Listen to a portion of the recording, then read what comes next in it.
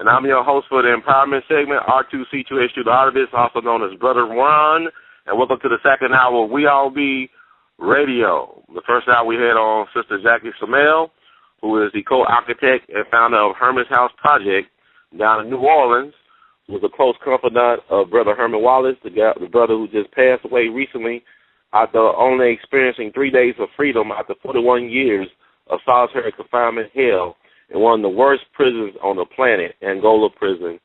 And we got another true soul survivor, another true a legend in learning how to deal with this madness known as white supremacy and the prison industry complex. One of the 1/3 of the Angola 3, I welcome once again. I had his brother on back in July 2008. It's an honor to have him on every time. He's a true warrior with a very humble and blessed spirit. This is Brother Robert King. Welcome to the show, sir. Hey, Ron. Thanks. Welcome. Well, thank you. Good welcome. Glad to be here. I mean, like when we talked to you last time, you was like the only cat that was out of the Angola 3. You got out of prison back in 2001 after 29 years in solitary confinement. And now we're talking after the loss of one of your comrades, Brother Herman Wallace, who passed only after 3 days of freedom. So, what was going on, with Brother Herman? You get a chance to speak to him? Yes, matter of fact, I did, Ron. We have a silver suit together, even though we never were linked, criminally, except that we were all members of the Black Panther Party. But we did have a silver suit together challenging my stay in solitary confinement and our stay collectively in solitary confinement. And this suit is still pending. We filed this suit before I was released in we filed it in 98, and I was released some 3 years later, and the suit been pending since 98.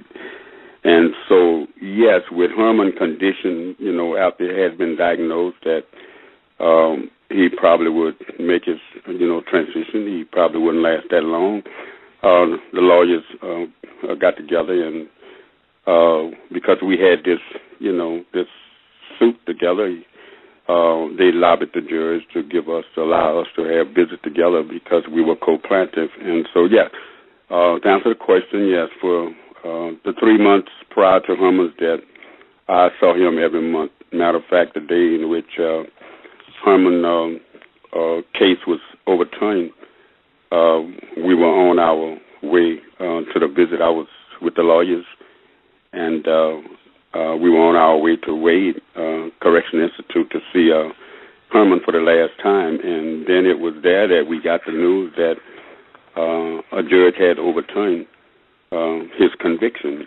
And but that was it. It wasn't until some 3 or so hours later that we learned that not only had the judge overturned his conviction, but he had done something that was unprecedented that I had never saw before, except maybe he half-heartedly in one-time affair. He not only had he overturned Herman's conviction, but overrode the magistrate recommendation and report to deny him and overturn his conviction and ordered his immediate release on bond. And so we were able to tell him that he was leaving prison that day. That is, Albert and I were able to. And, of course, by this time, Ron, he had debilitated to a great degree as compared to the 2 previous times I had saw him and talked to him. But and even though he was, somewhat babbling and incoherent, but the aura, his spirit, I think he recognized and he understood that he was going home. And the eyes, they say mirrors and reflects the soul. And I saw in his eyes that he understood that he was going home that day. That's sad. He only had 3 days outside of that hell that he was experiencing. At least he was surrounded by friends and loved ones. But I want to ask you this: how much of your punishment, you all's punishment, was due to the fact that y'all were Black Panther Party members? Well, yes, we were members of what we would consider, Ron, what the administration would consider anyone who buck against the system, agitators. And even though we were agitating against wrongful conditions and conviction and for agitating for better conditions, we were considered, quote, agitators, and the word itself in penological term implies, that you're doing something wrong, that you are not allowed to be, quote, agitators in prison. So we were targeted because we were trying to change conditions. And Herman and Albert, initially, they were sent to Angola before I was, and they were members of the Black Panther Party, and they were considered. Albert had escaped out of the Paris prison and had went to New York and had joined the Black Panther Party movement up that way in '69, and then Herman had, sometime a couple of years later had, met members in the New Orleans Paris prison, of which I had also, and we were all had become affiliated with members of the Black Panther Party, but we were, also I consider myself at that time around a rebel with a cause, but not a full conscious, political conscious awareness of what was going on. And it wasn't until I came into contact with, members of the Black Panther Party and heard about, what the Black Panther Party was doing. And notwithstanding, I had heard of Malcolm and all the rest of the folks prior to Malcolm. It wasn't until the Black Panther Party stated that I heard it. I imagined that was my evolution in my time. And it was then I imagined that Herman and Albert had heard it, and so we had, we became more than just rebels without a cause and without a conscience. We became politically aware, and then we acted and operated from this political awareness. And I think this is a thing that disturbed and upset the institution and the prison because, in prison, administration allows certain things in order to maintain and control. They allow certain things to take place. And during this time, time in which Herman and Albert first went to prison, Angola was considered the worst prison, in the nation, where inmate guards ran the prison. They were the backbone of the security, and they sold younger inmates, into slavery and sexual, and prostitution, and so. Herman and Albert initially was against this, and we all were, not that we was homophobic or anything like that, but in a forced, closed environment like that to do this, and allow this to happen in a place, that is already dehumanizing and allow other inmates to partake in this and actually concede to it. We frowned at it, and so that was just one of the things that were taking place. Angola was considered the worst in the nation because, many inmates were, killing each other and dying, and they were dying at the whim of each other, but also at the instigation of the prison officials. They were working 17 hours a day at 2 cents an hour, and the condition was terrible. Food was deplorable, so that was the reason why, we fought against that. You definitely. I want people to understand, like, when you talk about Angola, people, this ain't your regular, state prison. This is like a 18,000 plus acre plantation. This is what it is, man.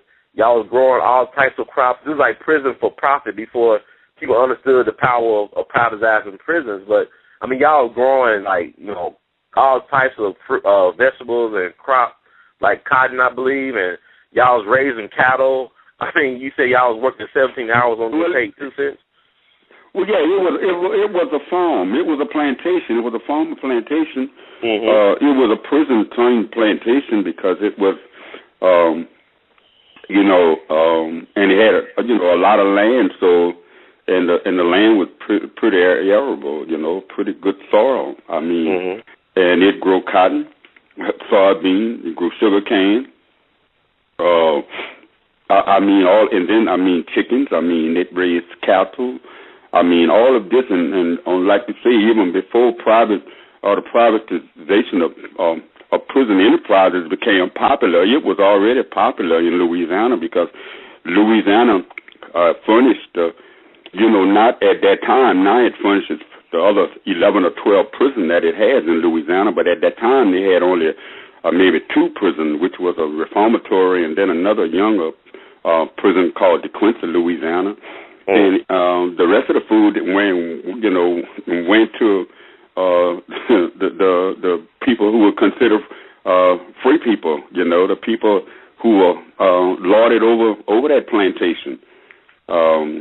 So it was, and then the people who worked there at that time, it was basically in all white administration, and they were former descendants of friends of descendants of actual chattel slavery. So the mannerism and the slavish tendencies and the work and it all existed, and that was, and it was not just limited to the mannerism, but I mean, when I say mannerism, I'm speaking of the brutality that came with it, that came with being in prison.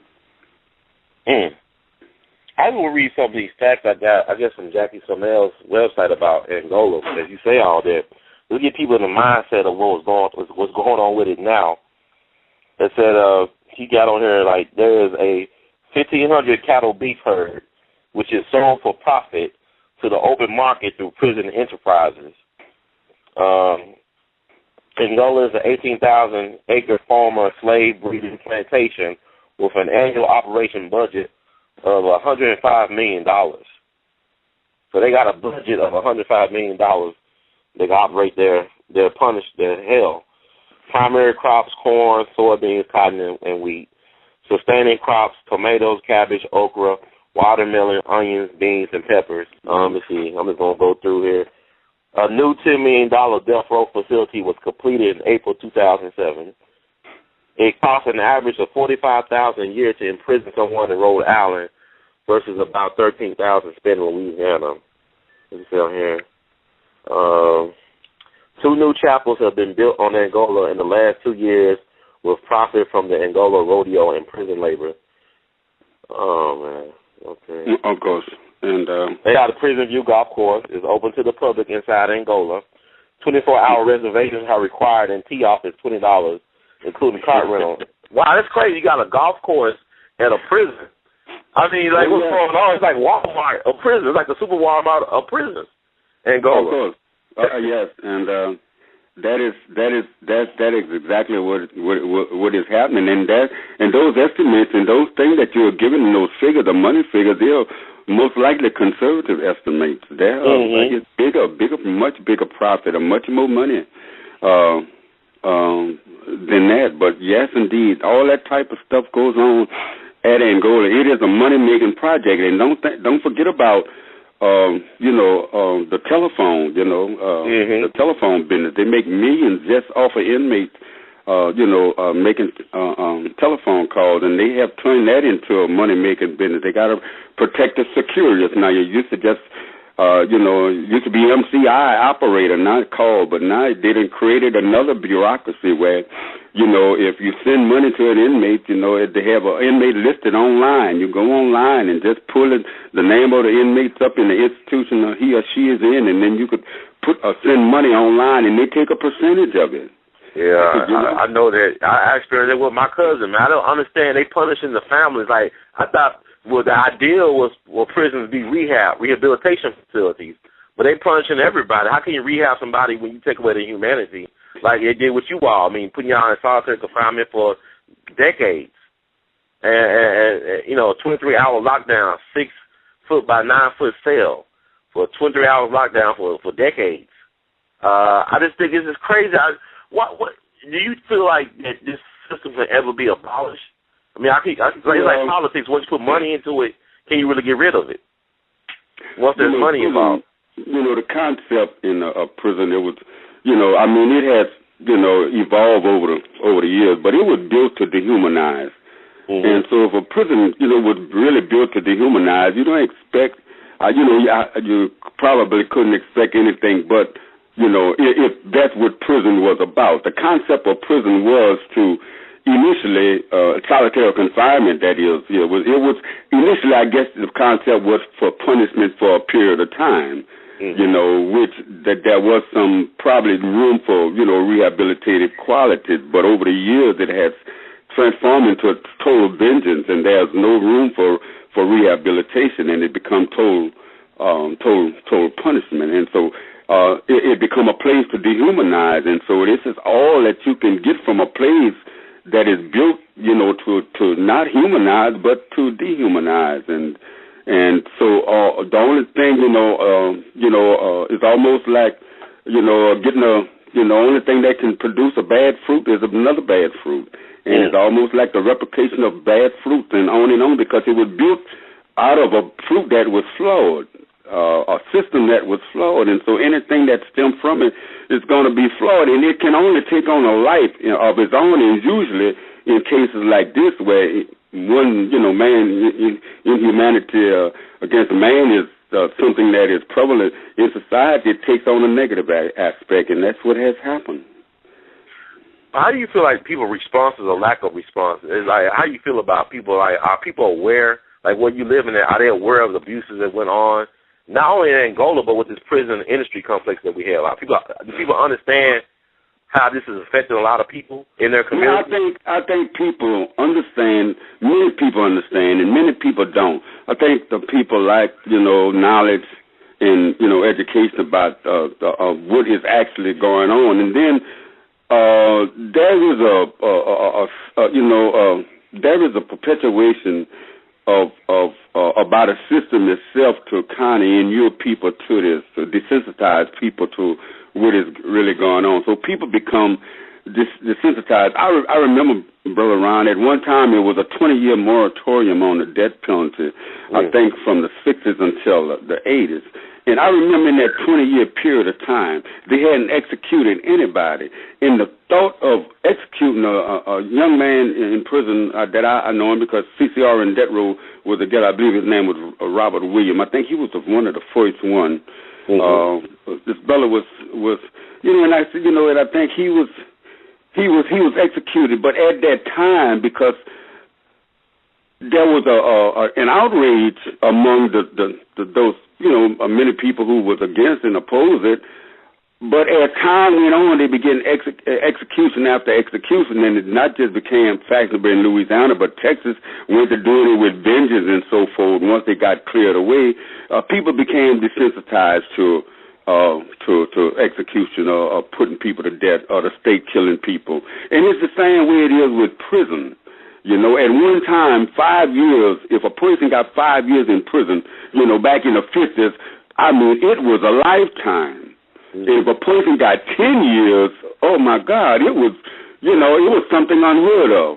But then again, they increased a sentence that really was, a felony. The average felony now, and if you have a prior conviction, you can get a life sentence. But in armed robbery, where no one got hurt, at one time it was like, a 10-year sentence or 5-year plea bargain. But now it went up to 30 years, and from 30 it doubled, went up to 60, and from then, and all of this happened in the course of about 10, 15 years. It went up to 99 years.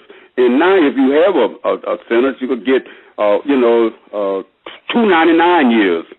So the point is this, that people have, because of, this evolution and because of this desensitization of what prison really are, and the lack of focus, and and people have so many other things, on their mind, and the system makes sure that people are occupied to make sure that they don't have too much time. Of course, don't get me wrong. I think the fact that we have been able to focus in the last 10, 15 years on prison, and people like yourself and people like, our group and other group and people like Amnesty International and so many other people getting on board, I think we were able to get some attention, more attention focused, because I tell you, public, and even though it's not the way it should be, but, public sentiment, and it means a lot.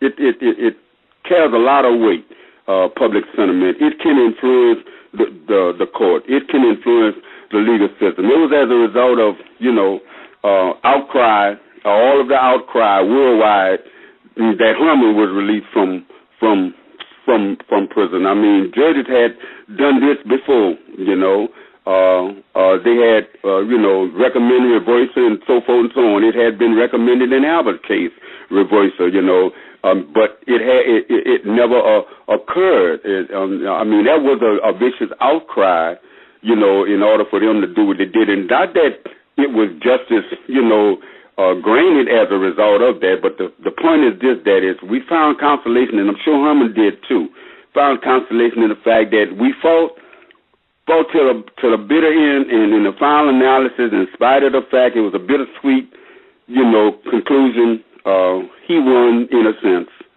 and the legacy of Herman lives on. And the prosecutor who persecuted him over the years, who misappropriated evidence and did what he and she did over the years to secure his conviction, they will go down in infamy. On the other hand, Herman will not go down in infamy. Herman is a member of the Angola 3, which had become attached to a worldwide movement that has so many other collateral aspects to it. And it will go on, and if we have anything to do with it, if I have anything to do with it, when we initiated this, it was Angola 3, and we felt this, that we could become the catalyst of a prison movement, because our case highlighted this, and Amnesty proved this. It highlighted a double whammy, and so, but we also understood and knew this, Ron, that there were so many other people who were almost like us, and we managed to get in position to get our case highlighted, and as a result of that, this is where we are, and this is why Herman was ultimately released from prison, and this is why Albert will be ultimately released from prison. We are sure of this. We have faith. Of course, we've had this faith before. Sometime in January, we are hoping this. That is, Albert case, as you know, has been overturned twice, 3 times rather than twice by a federal judge, and right now it lays overturned now, but it's in limbo because the state refused to the concede. It has appealed. But we are sure that the Fifth Circuit, even though it is conservative and is the Fifth Circuit U.S. Court of Appeal, we feel that they will uphold the federal judge conviction this time. And again, we will be at the process of bail, and we'll go from there. And we are looking at Albert being secured from prison pretty soon. That is the expectation. That's our hope, and that's our quest, and that's our aim. That's good aim to have. I hope the brother get out soon. But my thing is, I listen to you talk, and I feel like, the reason why y'all was in jail for so long in solitary confinement was because of the fact that y'all were organizing, y'all were activists, y'all were Black Panthers. It's like the activism of today, not all of it, but so much of it is like paper tiger syndrome, where you're a toothless tiger. You don't have too much bite. I mean, there's no threat from to the system. I mean, people, they working in the system, but the system does not deal with you with logic. As you already know, you're a logical brother, you're a rational brother, you're a thinking brother, you're a critical thinking brother. But we're dealing with something that has no rhyme or reason. The only thing is about the bottom line. It's like they don't care about human lives. Everything is collateral damage when it comes to that bottom line. And I don't think a lot of us understand. I mean, Black people, we are under attack. Y'all understood that better than we understand it now. The Black family is under attack by the white supremacist system. I had a sister on earlier to this segment, Dorothy Dunning, talking about she's an African-American, a Black grandmother. That she can't even, she has means, she has money, she has a place to stay, but she has no right to claim her grandchildren. They are victims of the foster care system. Even though she got the means, they took her kids, her babies from her, and put them in an alien household with some white people. And one of the daughters got her name changed. I mean, they just mess with the identity. But then I had a case recently, Brother King, where his sister went to a low-cost, low-budget healthcare center in the neighborhood in Memphis for get her son circumcised. The doctor cut off her son's penis and didn't tell her about it, and sent him home bleeding. And told him don't open up the bandage till like 5 days later when he's dead, basically. Well, what did they do to his penis? They cut it off.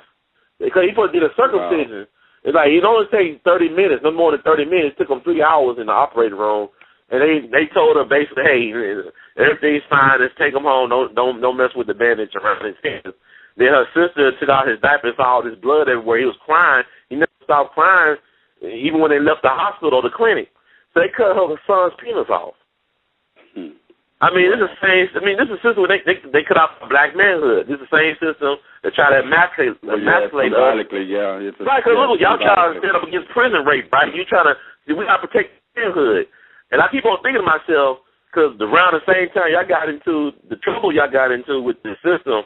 I mean, you look at the Howard Johnson shooter down in New Orleans, Mark Essex. Mm-hmm. How much a role you think they played in it? I mean, he was a Black Panther. Supposedly, and he took on the powers that be. I mean, y'all was doing some serious stuff. Y'all was like, the system was really afraid of black people rising up and actually succeeding. Well, yeah, I think what happened is that the system at the time, I think it wasn't quite ready for the onslaught of the radicalism that came about during the 70s and 80s and like I say, and previous to that, because you had, prior to that, you had, the movement with, civil rights movement. You had Malcolm coming on the set and so many other people writing. So, and talking about things, and they weren't quite familiar with it. And then when the Black Panther Party emerged, and then they were persuading people like, the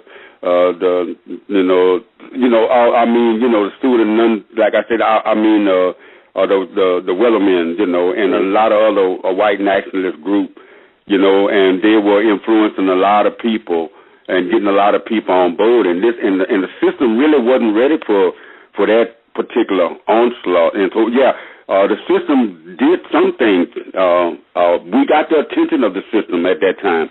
What happened is we have to figure out another way to get the attention of people today.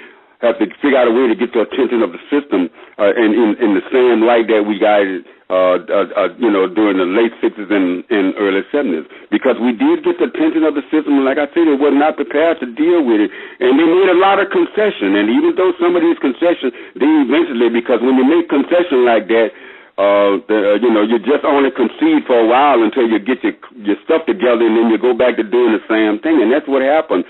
And then people have a tendency to forget, because then some people give in to reform. They figure that, well, we made it, or we got to a point, or we got the attention of the system.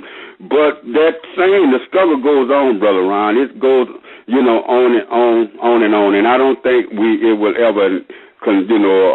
ever say, well, the struggle is ending. It's an upward spiral, and I think each generation has an obligation to take it a step further, however this step may be done, as long as it is effective. Again, like I said, we found ways during the 60s to get the attention of the system, and it was unprepared for us. And I think some of that same strategy needs to be employed. And I think it can be employed. It just takes some strategy. It takes a vision. It doesn't take a rocket scientist. It just takes some vision, and you don't have to be a rocket scientist to have vision. I definitely agree. I think even a blind man can see. You can look at Ray Charles and Stevie Wonder for that. You need some references. But the thing about it is, a problem I have, Brother Rob. He said every generation, every succeeding generation, successive generation should be taking a step forward, not backwards. The thing about it is, I keep on wondering myself, what if y'all had Twitter and Facebook and YouTube back in the day? I mean, what if y'all had it? You know what I'm saying? Like, what if y'all had it? So the best we can do now is sign online petitions. I mean, that's the best we could do with all this technology. People sending me petitions left and right. I said, the hell with your petition. I want some action. What if y'all had all the stuff we got now back in the day? How would it be different now? I mean, I had the mentality. I mean, also, I noticed, too, is it difficult? I mean, I look at Jackie Samel. She's basically one of your students. You inspired her. I mean, you basically changed the trajectory of her life for the next 12 years after she met you. I mean, with your powerful story, what you gave her. But I'm saying, I think what's missing, too, is lack of intergenerational sharing, like lack of young and old getting together and sharing information. Well, I'm sure that has a lot to do with it. Too. But then how many people have the stage, will utilize the stage to disseminate that type of information to people who needs it, who have that at their disposal. I agree that it's a plausible, a plausible theory, one that could be employed, but But I mean, it's a good theory, but just having the resources to employ it, the people who have the time or who will take the time to do it. Again, many people don't have the stage. Probably, I do a lot of traveling, Ron. Fortunately, I've been pretty fortunate being able to travel around the country and around the world. And I had this. Only thing I could do is share what I have with the people who I come in contact with, and continue to do that, and just hopefully in the process that this can continue to be replicated. I don't know, at this point, just at this point in time, there are some other means and other approaches, and there are other prescriptions, a better prescription that can be written, and perhaps employed, and I'm sure that there are people who can employ or will employ these prescriptions, or who will write a better prescription, But I think at this point in time in my life, like I said, I have been given a stage and I have been given a forum to communicate with people, and while, don't get me wrong, while I could anticipate and think about other means and other methods, at the same time, I can also embrace this particular method that I'm using now, which is expendable to me, which I can exploit this particular means to do it with, and just continue to be ongoing, in my approach to this ordeal. I understand. Let me say it like this: 40 years ago, I don't want to give the impression, that prison saved my life, because it really didn't. I don't believe it really saved my life, but my life would have took on a different course and perhaps a less meaningful, had I not entered the prison system. In the process of doing so, I think I had a chance to kind of, to sort of evolve and kind of, evolve with an approach that is consistent at this particular time with a lot of other stuff, in a lot of other circumstances that I've been, able to come in contact with. Of course, again, that there are other people, there are other folks, that has other methods and other approaches, other means, and I welcome all those. I embrace all those with them. But I think we all have our method and our approach. I think every pebble in a pond, creates a ripple, and I think at some points all these ripples, these pebbles, they take on a much bigger proportion of, movement in the water, and I think, it becomes waver, and I think, people, the power of people is, to me, is always like that. Someone has said it, and I agree. It's the power of the people is like water. There's no greater force on earth, and I think we just have to be persistent in what we do. In whatever we do, we have to be persistent in it. And there are different methods and there are different approaches to this struggle, and I think we have to employ all of them. No, definitely. I'm going to go to the caller line. I mean, people been waiting patiently to talk to you.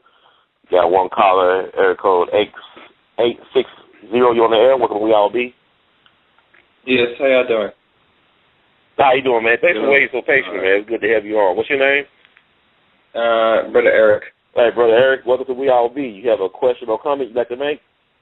Well, there's one comment I want to make in particular. I wish I was able to talk with the woman that was a lawyer in your early hour. The woman. Yeah, she wasn't a lawyer. She's a community advocate. She's an artist, but she's well versed in the system. But go ahead. Okay. One question. She said something about Brad Pitt. Is that an actor? Brad Pitt? Yeah, he's an actor. He's a well-known actor. Yes, sir. Is he from New Orleans? He's not from New Orleans. He does a lot of work. He did a lot of rebuilding of homes down in New Orleans after Katrina. He's all about just doing that type of work. Oh, okay, all right. I just want to get an understanding. Okay. Well, one quick comment in regards to the prison. Really, it's not really entitled to really rebuild anybody, but to create more bodies for the system, for more of what they call exploiting cheaper labor. I'm saying, because they said black people, especially in this country, is not expendable now. That's why they have more immigrants come here now, because they just try and find ways to make it more less and less, because, you know, we don't really control much anything, and not only in this country, but pretty much everything right now in our existence at this point. Not saying now, but at this point, you know what I'm saying? Sometimes most of us, the only thing we depend on is what we good at. I mean, we're still good at, and that's what's keeping us around at this point. You know what I'm saying? But you know, that was one quick comment. The other thing I would want to say, turntables, is the poor elder woman with her grandbabies. I find it very interesting that, well, it's not surprising that is now they make a point now to say that these Europeans adopting our children. And some of our people have not find a problem with that. I do find a problem with that, to tell you the truth, brother. Because people don't understand and say, what is the purpose besides economically? These people that's paying $1 million a child. To your view. I think, well, I did, Brother King, what you guys think to say about, I guess, Europeans adopting kids, our kids? Well, I imagine that is something that arisen, and I imagine, you know, people have a tendency sometimes to bureaucracy is created, and some people, you know, and I'm trying to be measured and I'm trying to be fair in my assessment. While I agree that there's a system, and there's some Europeans, I would quote European people, will use that particular bureaucracy as a means to further exploit or to maybe, you know, because when a system, you know, provides means and funds to a person who adopts, especially of European descent, it's almost like welfare. They get more. They have more consideration. So many people may get on board for that reason.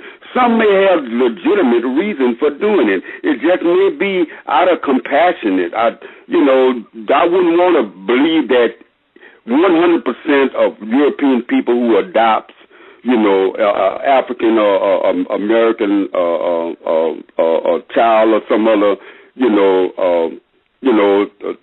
pedigree or whatever they refer to themselves. I refuse to believe that, you know, all of them can, you know, are doing it for exploitative reason or out of a reason that are not beneficiary. Now, many of them may have a wrong concept about what's needed, you know, in a family. Many whites go in there with this paternalistic attitude that they have with regards to how they want to raise, or they feel that they are not, they live in a ghetto and they want to raise them or get them out of the quote ghetto, you know. But I don't want to even go into what I consider ghetto. I think that the world is a ghetto, just to make a long story short, you know. But I'm saying that people have different motive and different reasons and different method of dealing with this. So I think you just can't take the entire, you know, concept of this and just paint it with a broad brush without maybe flawing or impairing some good intent.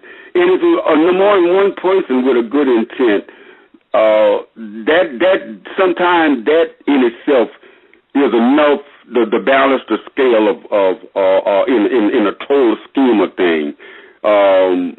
So I don't want to, you know, say that, don't want to decry the fact that this type of practice happen and occur. I think it will continue. But I also would like to say this to you and to the brother, that there are some, and I know there are some, of course, African American family who also adopt for exploitative reasons, not because of caring. You know, so what it is a mentality that we have to deal with. You know, I remember, brother, during the 60s, they talk of, quote, revolution. And I am telling you, I thought about revolution, and I thought about what George Jackson said about this new man, create this new man within your mind. And that is important because I look at some of the mentalities that were pervasive and that were pervading the community, and I wouldn't want to go into a new system with those mentalities because it would be worse than what it was prior to, quote, revolution. You see what I'm saying? So what I'm saying is this, that there has to be a change of mindset. There has to be an evolution, change of heart. There has to be a change of approach. That is if you really want to create change, because you can't bring that same mentality into another system. It won't work. It's like putting old wine in new bottles. They break. Oh, well said. Wow. That's something that need to be said. But I noticed too, you dealing with things like, I don't know, like the same-sex stuff, but like there's a lot of gay white couples adopting kids, or black kids, or kids of color. Or like a lot of white celebrities adopting kids of color. I guess there's a thin line between compassion and being exploitative. But I just think it's interesting. I never hear about a black gay couple adopting a white kid in this country. I never heard of a case of that. No, I imagine that probably is not pervasive, or is not as pervasive. And if I imagine one of the main reasons is that many of them can't afford it. The overwhelming majority of them probably can't afford it. Even if they were getting assistance, they couldn't afford it. But many people who probably adopt a lot of times, one of the ones that are talking about the many Europeans who might adopt a family, many of them have the means, and they can really, I imagine they especially with aid that they may get from the government, and then some of them don't need this kind of aid. They can do it, and for whatever reason, it could be because of like I say, who knows? It could be because of a reason that they might feel that is something that boosts their quote. And I don't want to trivialize people, adopting kids and raising kids, but then some people do it because they figure they don't have anything else to do, and it's a hobby. There's something that needs to be done, and they say, this is something that I'm gonna do, and they might feel that this is the best thing to do, and even though the reason that they did it may not be for the right reason, the fact that they might be doing it may compensate for anything else. I don't know. But it's like a lot of times, like you're a very rational and logical person. But we deal with a system that's fueled by insanity. It doesn't deal in rhyme and reason, especially when it comes to people of color. I want to ask you this too, because I want to get your perspective. Because I think you're the right person to ask. I remember I had a chance to find out about this church in D.C. called the Becoming Church. I was in D.C. for the inauguration earlier this year, and this church member from this church called Becoming Church in D.C. They actually have brought stock in a private prison, a CCA, I believe. And they go to the shareholders meeting every summer in Nashville. And their reasoning is that they want to have a say. Maybe they can influence the hearts and minds of the folks who's making so much ungodly money from this enslaving of people. And I want to get your take on that. You think that's the right approach to do that, like to buy stock into these prison corporations? I don't know. I think I would question anybody. I mean, they're not really the only one. Even the Catholic Church, which is the biggest money maker besides the United States government, they invest in private prison. So the fact that the church, that some other church or some other institution or entity of a church or different church or denomination invest in prison, there are look. It is all about the dollar. There are money. I'm not saying that that's a rational, the right thing to do, but this is their approach. It is all about the dollar. It is done because it's profit in it. And so my point is this, that no, I don't think it's right for nobody, to invest in prison. I mean, there are many banks invest in, like I say, in prison. People, many cooperation, many probably, I don't know, even Walmart to some degree probably invest in. Everybody almost shops at Walmart. But that don't mean that is right. But I am saying this, that we live in a type of system, that encourages Capitalism encourages, profit by any means, exploitation by any means. It doesn't matter who or how the exploitation comes, and a lot of times it doesn't matter. Of course, there are people in society who are most exploited, but see, in the mind of a capitalist, it doesn't matter. The mind of a monopolist, a person who monopolizes. I don't mean people who looking for capital, who make money, who want to make money. I don't mean, I'm talking about people who monopolizes capitalism. Color don't mean a thing to them. Of course, they'll play into that. But, I mean, and the best example is during chattel slavery. I mean, you had 4 million people, 4 million brothers and sisters in slavery, along with a few whites, who were Irish that they wanted to put in slavery to make examples of. But the majority, they had the majority. But how many people, slave owners, did you have?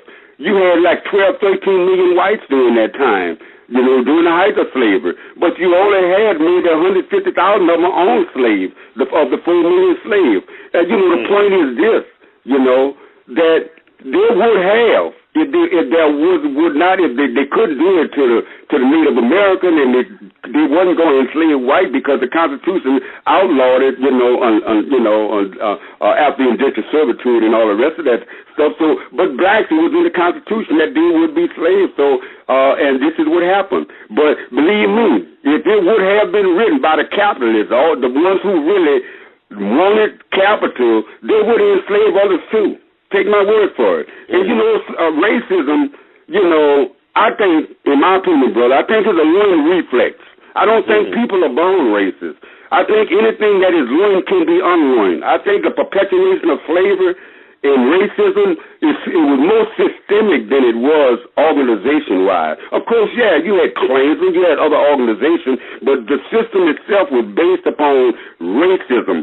And it forced people to be racist. It was an apartheid system that forces, you to drink from this place and that place. If you're associated with it, you were punished for it. There were laws and rules that punished whites way back for taking sides with blacks during chattel, which kept them away. Not that all would have done so, but there are history and there are connections about this whole struggle that we don't know. We have to make the connection in order to make a proper assessment of our condition and what to do about them.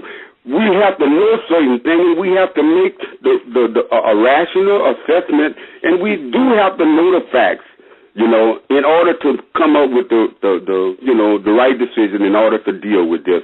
I think when we really know the facts, we could come up with, and we could come up with the right decision to deal with this.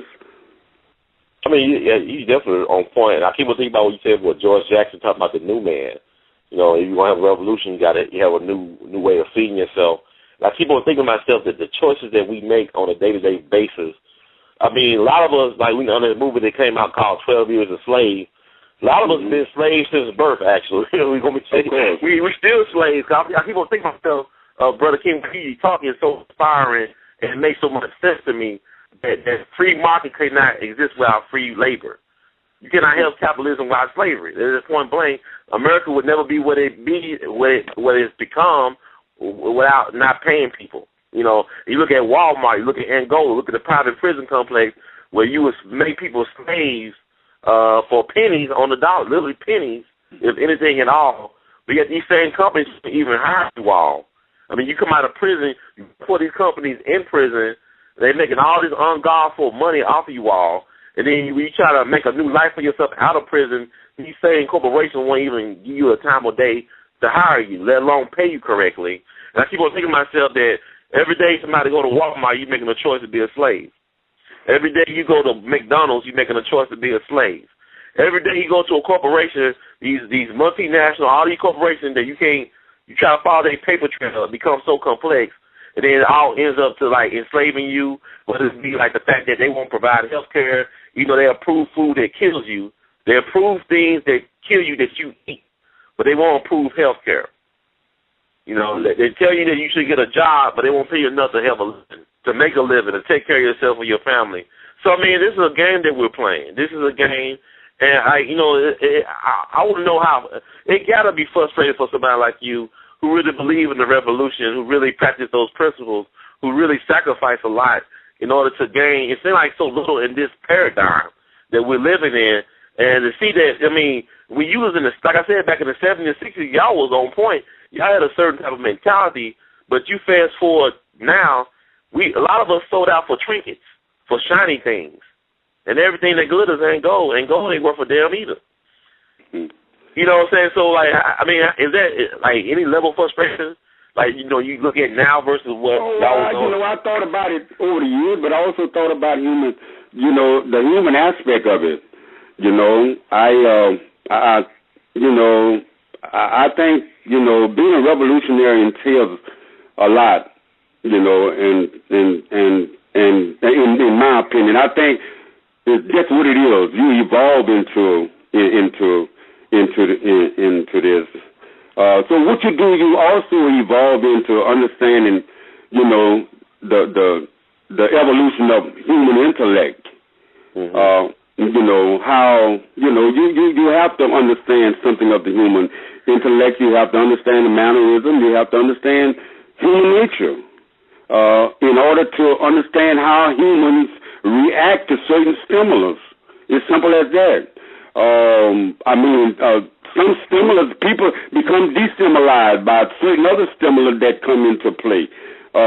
Over the years, I think this is what happened. You know, people became desensitized to a lot of the things. People, like I say, a lot of people sold out for trinkets. Some didn't even get, you know, get trinkets. And like I said, you know, some people evolve, and I tell you, I hate to use the term, but just like some people evolve, there are sometimes people devolve as well.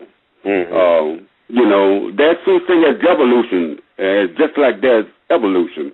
And if people go through a stage of evolution, it's almost like taking a step or two steps backwards, you know. And I think this is sometimes happened to a movement, and the system has a way of causing evolution. It can wreak havoc to a movement.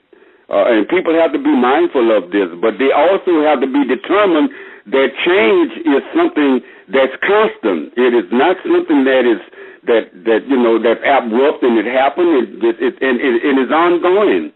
And you know, I think people, you know, have to also, being a revolutionary, mean that you have to be able to discern these type of things. It is not complicated. I mean, it's simple as this.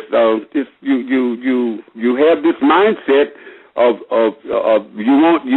something, you want to see a new system, you want to see change. You crave change, and you have a desire for it, and you have it in you know, to help make this possible. And I think you know, the craving is within each of us to know what we want. It's just a method of our approach to doing it and being persistent in going about getting it done. Let me ask you this. I know, like, you know, you just lost your comrade, Brother Herman Wallace. How would you describe, you know, if a person never met Herman Wallace, what type of person was he? How would you best describe your comrade, Herman Wallace, to somebody? Well, first of all, Herman, I met Herman before he and I met before either one of us we were rebels, but before either one of us was politically aware. So we were really friends before we became what you call, you know, comrades. So he and I was really cool before we even, you know, met up with members of the Black Panther Party, or before we even knew any members of the Black Panther Party.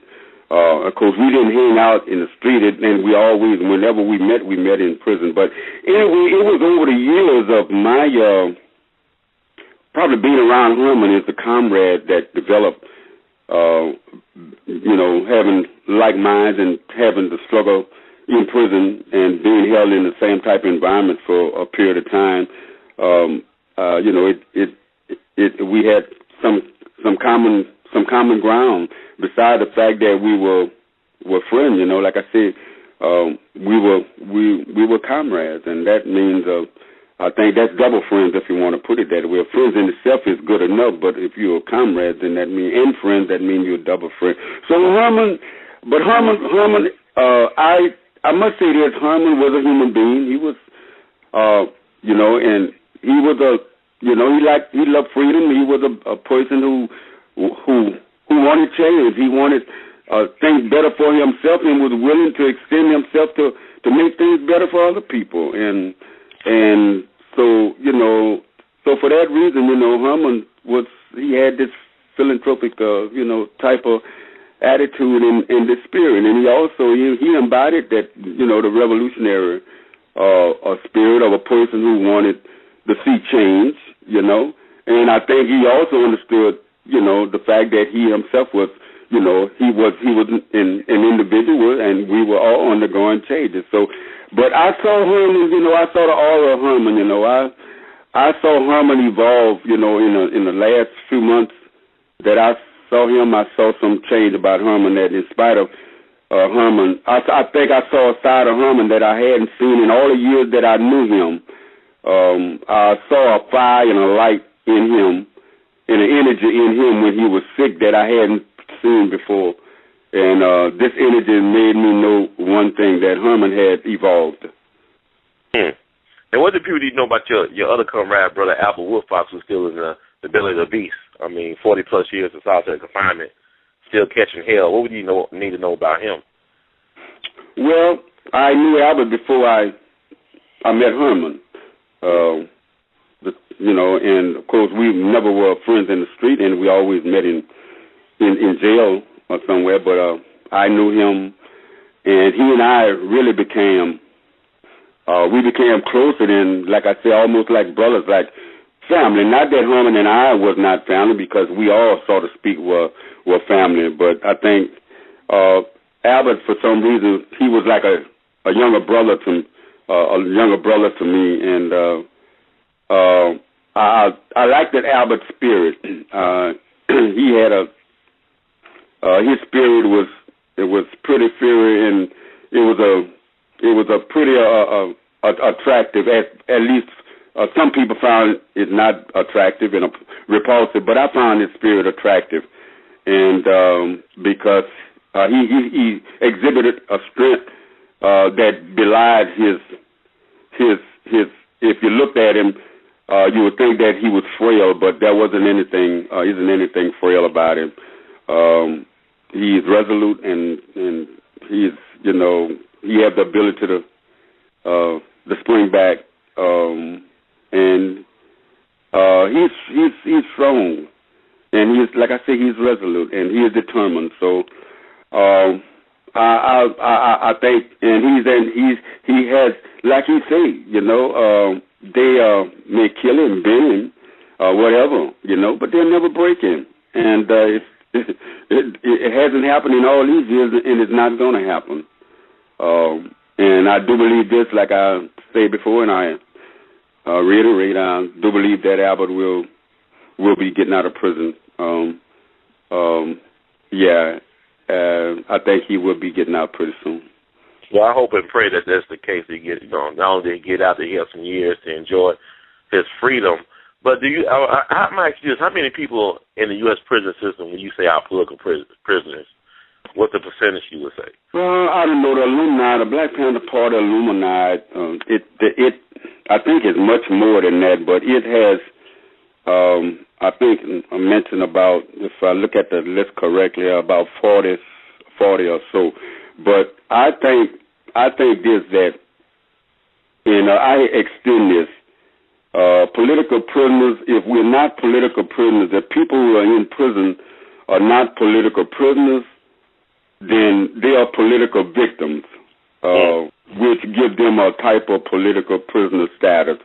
They are political victims because they are, especially if you're African American in this country, you are a victim of a political system that discriminated against you, that the laws that are fixed, you know, the laws are stacked against you, that a district attorney, a white district attorney, especially he or she does not like you, you know, can choose to give you the more aggravating a sentence or the charge in which the sentence carries instead of the mitigating. On the other hand, for a white person, you know, they would give the most mitigating or break it down to another more simpler charge.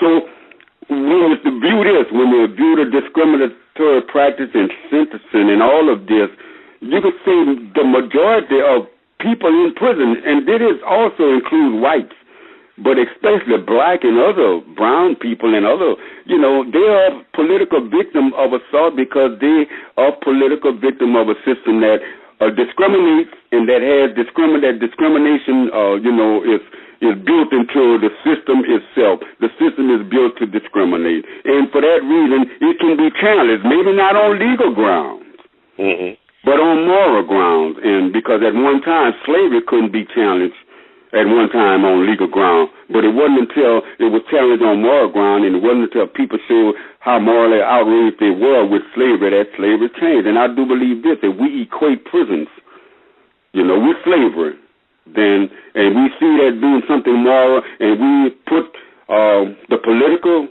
you know, victim attachment on it, I think we'll get somewhere. It's a logical, it's a reasonable argument. Like I say, it is not a good legal, but it's a good moral argument that has legal implications.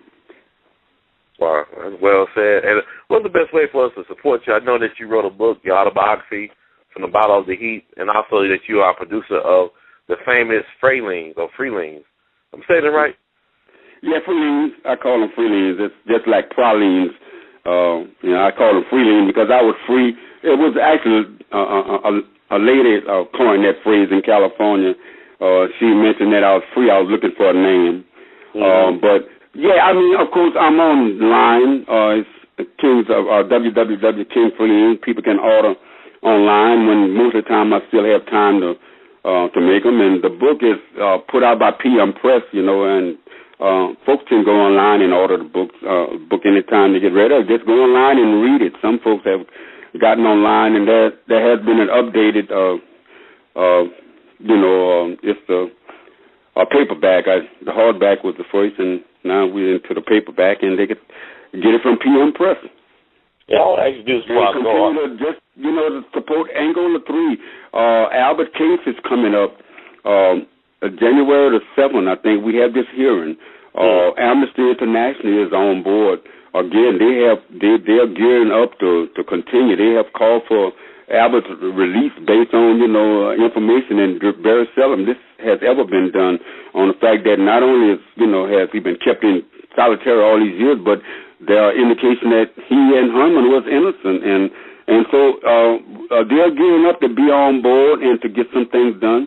You know, to make sure that the focus stay on Albert. You know, we're remembering Herman, but we're also continuing to try and free Albert, and from there we just keep going.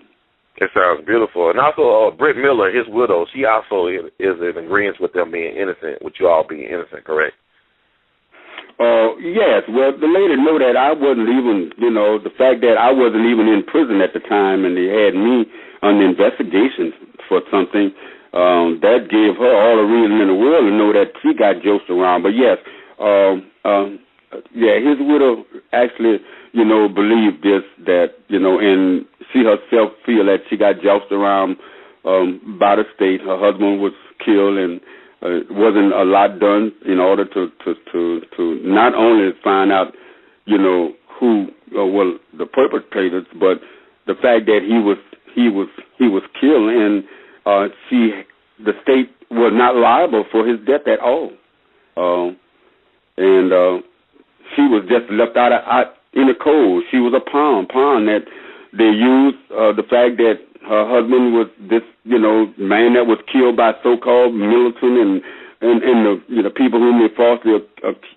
accused of it, and they used her husband, you know, to secure a conviction, but that conviction in which she have come to realize is, you know, got too many flaws and too many holes in it.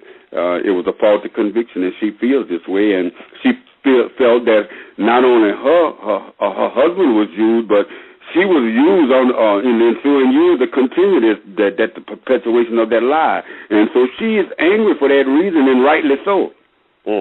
Wow, she got conscious. I think she was 17 when her husband got killed. The fact that she got that type of consciousness is impressive. I'm glad to know. But I also want to ask you this. This is my last question. I promise. But I'm just kind of like, I look at Senator Pelter. I look at, you got out of jail. I look at Jerome Pratt got out of jail. I look at the fact that Leonard Pelter is still in jail. I look at the fact that Bumi Abu Jamal is still in jail. Is there a thing? Is there some type of conspiracy going on that, like, it's like we not, like, some of the people in the movement are not really trying to get out. Are not really trying to get people out of prison. Like some of the political prisoners. I don't know. No, Brother Ron, I wouldn't go. I don't think that there's a conspiracy that someone is, trying to deliberately not trying to. I think I travel quite a bit around the world, and I hear people, and I know, I've been to the favelas in Brazil. I've been to the barrios in Portugal, in England, all through the towns of, where Mamiya name just ring in France, Spain, all his name ring. People are trying to really do what they can to support him. But I think it's a system. It's, for instance, like a lot of people, and I encourage folks, and I try to encourage Mamiya folks to do this. If, for instance, I always proclaim Herman and Albert and myself were innocent. All the evidence show. I don't care what they say about innocent is not a claim. If you color your claim with innocent, if you show some innocence, even if they tell you that you're not supposed to use this, you do it. I think somewhere along the line, if a person claims innocence, then I think that if you're taking that route, you have to continue that route no matter what. It was only because of my position with my case that I am out, because the court had ruled that I had made a showing of actual innocence, but there was no constitutional violation involved in their convicting me, which I won't even go into that. That's another deal, which means is that they could convict you even though you might be innocent, but there were no laws violated in the conviction. So therefore, the conviction is legal. My point is this: that in Leonard Peltier also, in his case, I do believe this. For instance, like, there was no evidence. If there was any evidence to show you how they would have kept me in prison, bro. If I would have been in prison during the time Mr. Miller was killed, they would have put it on me just like they put it on Herman and Albert. They could not pin it on me because I was not there. They would look like fools. This is why they got someone else to say I had participated in the death of an inmate, which proved to be a lie. But my point is this: that had I been in prison, I would still be in prison probably right now struggling with Albert. If I would have been in prison, they would have found a way to charge me with the death of Brent Miller, and they would have found a way to make it stay, and I would be perhaps struggling right now with Albert trying to get out of prison in the same light that he is. But again, Albert, we are on the last leg of this ride that the state has taken him on. I really want to believe that, and I believe that sometime in the next coming weeks, in the next coming months, that I do believe this, that we'll see a difference. We'll see some fruits of our labor. Well, brother Robert King, I want to thank you, commend you. I don't believe the creator don't make any mistakes. That you've been such an eloquent, articulate, and very inspiring spokesperson for the cause of the Angola 3. You influence and inspire so many people. And I want to thank you and let you know that you got some hardware coming your way this Christmas. You are an awardee of the 2013 We All Be Artivist Lifetime Achievement Award. You and your comrades, the late, great Herman Wallace, and the still kicking alive brother Albert Woodfox, all justice for all political prisoners. I want to thank you because you are a very inspiring and very charismatic and very caring individual. And, I just hope that people would take this message and find some meaning for themselves in it and get up and do something besides writing a damn petition and forward it through email. Okay. There's a lot of work. All right, bro. Thank you. All right, Ron. Thank you a lot, bro. Appreciate it. I thank you for having me. And anytime, just give me a holler. You got my connection. You know. Yes, sir. Anytime, okay? I definitely. All right, bro. Bro, we love you madly. Thank you so much for what you're doing. Hey, stand here, bro. Yes, sir. All right, brother. Peace. All right, peace.